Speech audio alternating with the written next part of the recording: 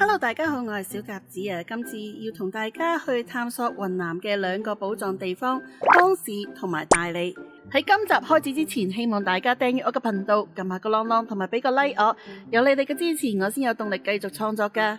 邦市同埋大理，去呢兩個地方都先要飛去昆明中轉。小鴿子呢就對比咗香港出發同埋深圳出發嘅機票，估唔到啦，由香港出發竟然呢係同深圳出發差唔多。當然二話不說就直接喺香港起飛啦。落地昆明，溫度就淨係得17度，不過啦，體感其實一啲都唔凍。今晚住嘅酒店超級平，可能係因為用咗優惠券啦。其實啦，國內好多機場對中轉旅客都會提供免費嘅住宿同埋交通，但係因為啦，以昆明作中轉站嘅人實在太多啦，而家免費中轉房嘅條件變得非常之苛刻啊！咁如果係一個人住，仲要補差價添，計落比我自己訂仲貴，所以咧，小鴿子最後決定自己揞荷包訂間房瞓幾個鐘。咁雖然啦，酒店環境就好一般啦，但係比起喺機場露宿，呢度簡直係天堂啦！而且咧，機場附近嘅住宿都會包接送嘅，單係來回車費都值回放價啦。大清早又準備搭飛機啦，今次啦係小飛機嚟嘅，咁所以啦就要坐擺渡車出去登機。最刺激嘅係就嚟降落嘅時候，空姐突然間叫大家一定要將遮光板拉落嚟，而且絕對唔可以影相。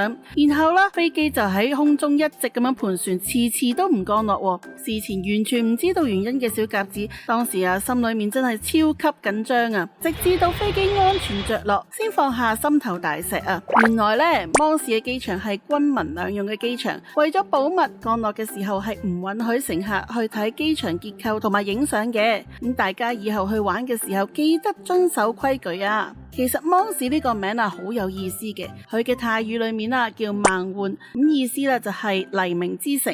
傳說啦，佛祖嚟到呢度嘅時候啱啱好天光，因而得名嘅。佢都係中國境內唯一一個用單字命名嘅城市。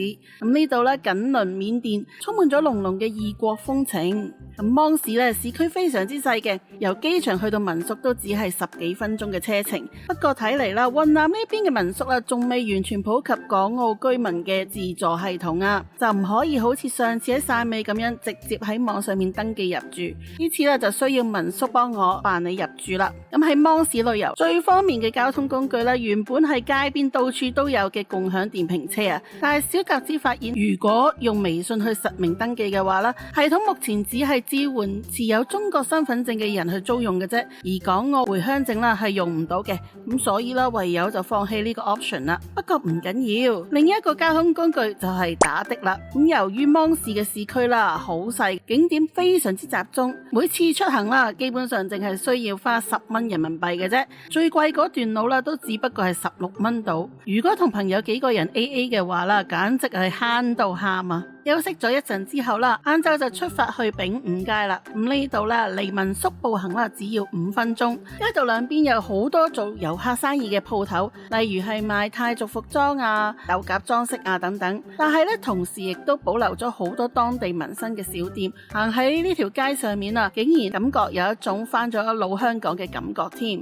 小鴿子心心念念都想買一套泰族衫，不過據我所知度身訂做就有啲貴嘅，而且有啲網紅店做得非常之敷衍。咁我本來就想買現成嘅，但係揾唔到啱心水嘅，咁最後唯有單獨訂做咗一條裙，估唔到1個鐘就攞到啦。咁如果要訂埋上衣嘅話就要等成個禮拜。咁所以小鴿子今次就淨係帶走條裙啦。行下，天公就唔係好做美，突然間落雨。咁既然落雨，我就去安排去體驗一下當地超出名嘅緬甸洗頭啦。運氣好好啊，我被分配去到單人單間，私隱度十足，非常之開心。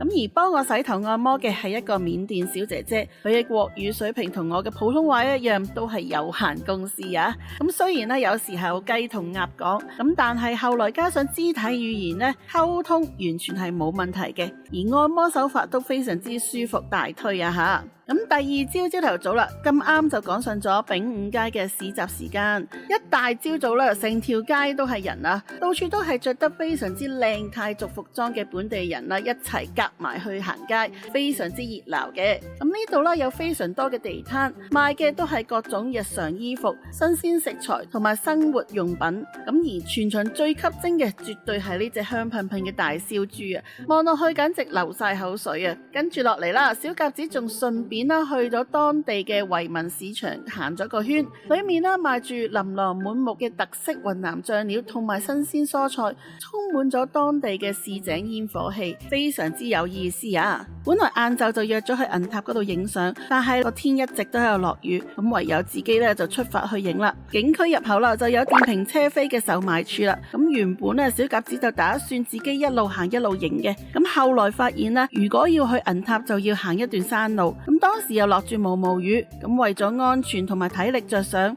我都係花10蚊啦去坐電瓶車啦。咁沿途咧就會經過好多嘅動物神像，仲有一個觀景台可以影到旁邊金塔嘅全貌，但係啦可惜雨太大，咁所以我就唔好咁行過去咯。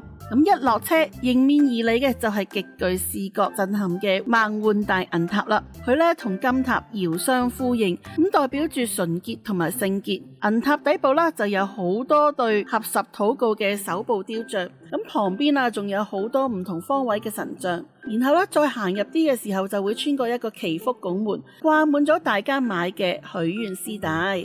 再行入啲去到觀景台咧，呢度啦就可以俯瞰成個芒市嘅全貌啦。但係因為啦落緊雨，成個城市都被煙雨纏繞，非常之有仙氣。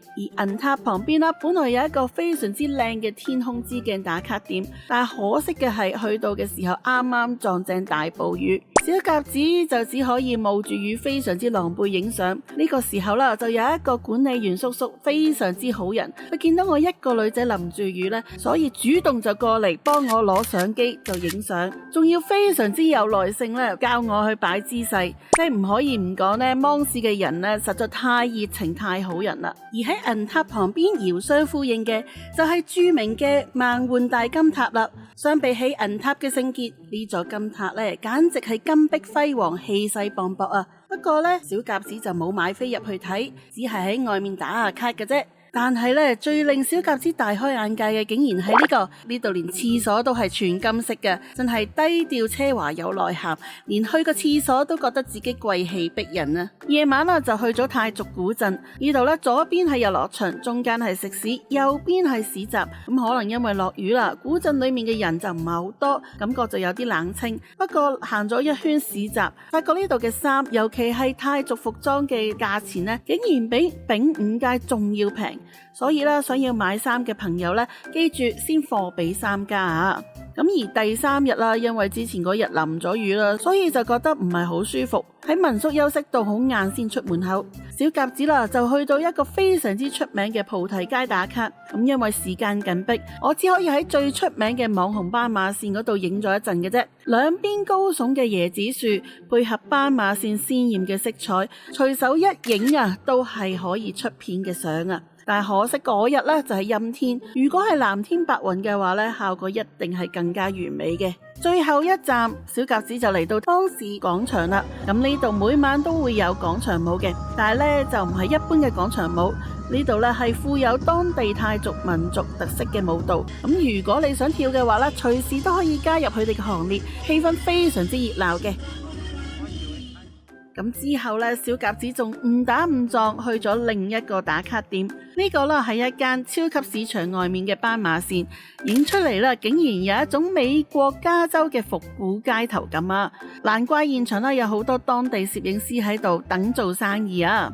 好啦，行程就講完啦，點少得芒市嘅美食呢？跟住落嚟，請進入小鴿子嘅芒市美食特輯啊！帶大家睇睇呢幾日我究竟食咗啲乜嘢啊！咁啱啱去到民宿嘅時候啦，我就叫咗心心念念嘅雲南米線啊，仲有當地出名嘅醬雞腳同埋百香果無骨雞腳。咁咁作為一個自認重口味嘅人呢，小鴿子覺得呢款雞腳味道咧就偏鹹啊，而米線有啲太辣，咁所以最後啦食咗一半就宣布投降啦。而第一晚喺民宿叫嘅外賣就非常之啱胃口啦，呢個泰族酸辣燴魚啊做得非常之好食，酸辣開胃，唯一嘅缺點咧就係太多骨啦。跟住落嚟就去咗新換廠夜市行街，裏面咧有非常之多嘅霓虹燈裝飾。咁除咗各式嘅食肆之外啦，仲有文倉，仲有又新鮮又平嘅水果。咁呢度嘅花啦，竟然只要10蚊3束，平到不得了。喺夜市裏面啊，仲有嗰種39蚊就可以任食任燒嘅燒烤檔，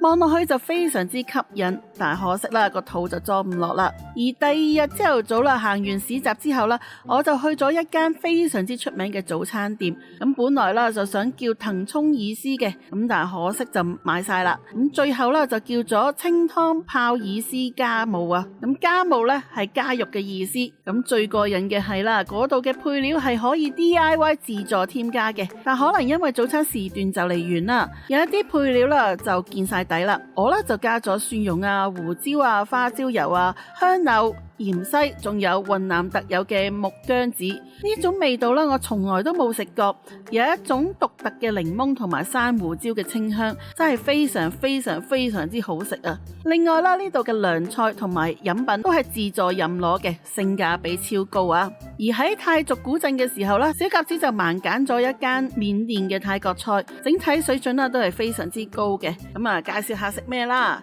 首先就係番茄南咩啊，呢道菜咧就非常之好食，味道有啲難去形容，有啲似番茄肉醬，但係又冇咁濃郁。佢咧就先將一啲蔬菜淥熟，再加一啲生嘅生菜，咁啊飲呢個番茄醬食，非常之清爽開胃嘅。另外就係呢個冬陰功啦，湯底咧係用新鮮椰子水去煲嘅，裏面加咗雲南特產野生菌同埋大蝦。咁店員啊都非常之貼心嘅，佢提醒我啦，如果覺得唔夠辣，可以加旁邊嘅小米辣；唔夠酸嘅話咧，就可以擠啲檸檬嘅。另外呢個就係緬甸咖喱雞啊，味道非常之濃郁，非常之啱我心意。可惜今次小鴿子有啲眼闊肚窄，叫咗太多，根本就食唔晒。唯獨是呢個麵呢就非常之一般啊，感覺啦就好似普通嘅媽媽麵一樣。大家有機會嚟嘅話呢，應該可以 skip 咗呢個噶啦。不過咧差啲就唔記得最後一款超人氣街頭美食啊！呢個就係當地好有名嘅甩粑粑啦。佢咧類似我哋平時食嘅印度薄餅，小鴿子就叫咗原味，而師傅啦喺薄餅裏面加咗蛋一齊煎，煎得非常之金黃酥脆，然後再加上砂糖、煉奶，一咬落去口感超級鬆脆，呢個味道簡直就似香港酒樓食到嘅蛋散，只不過呢個係加煉奶版，蛋香混合住奶香。甜甜地非常之好味。咁如果啦大家有機會嚟芒市嘅話咧，一定要試試啊！佢仲有好多其他口味嘅，例如係菠蘿味啊、香蕉味或者係榴蓮味，就等大家親自嚟到解鎖啦。去到呢度，我哋嘅黎明之城芒市嘅旅程就告一段落啦。咁雖然遇上幾場大雨，但係呢度嘅異國建築、熱情嘅人同埋獨特嘅美食，真係令到我流連忘返啊！下一集如果有嘅話，小鴿子就要出發去到風花雪月嘅大理啦。想知道大理有啲咩好玩呢？記住訂閱、俾 like 同埋撳埋個啷啷。我哋下一集再見，拜拜。